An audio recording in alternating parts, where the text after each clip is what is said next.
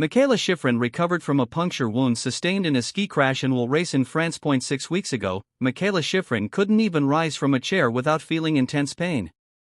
A sneeze or laugh would trigger immediate discomfort, all due to a severe crash during a giant slalom race on November 30th in Killington, Vermont.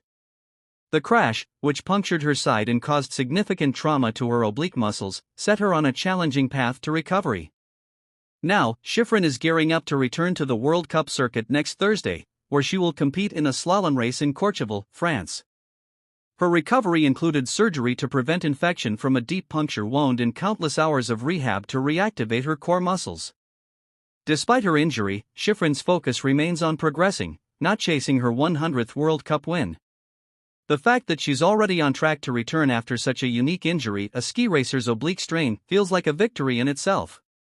It's going to be a little bit nerve-wracking, to be honest, Shiffrin shared with the Associated Press. These past 6 weeks, I've had so many questions about whether I should be feeling better or tolerating less pain, but when I step back, it's exciting to see how far I've come. The crash itself remains vivid in Shiffrin's mind.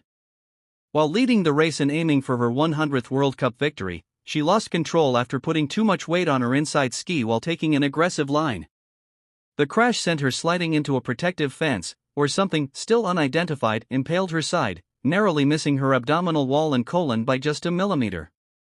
It was a close call, Shiffrin recalled. But once I knew my colon was intact, it was just about dealing with the hole in my side and not being able to move.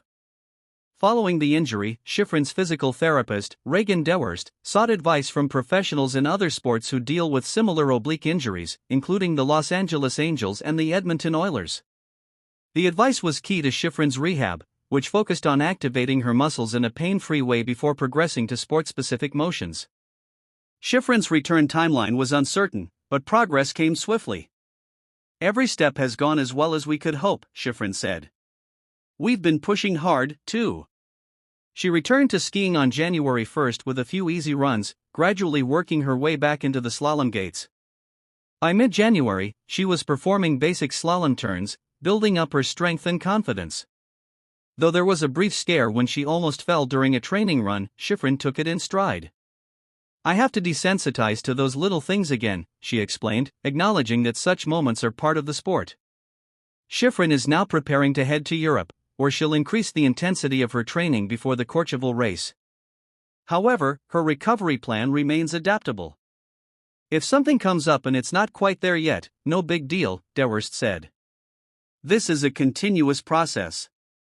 While Shiffrin won't be racing any downhill events this season, she remains open to competing in the Super G, depending on how much time she has to prepare. For now, her focus is on doing the work, returning to the slopes, and taking each step of the recovery process as it comes.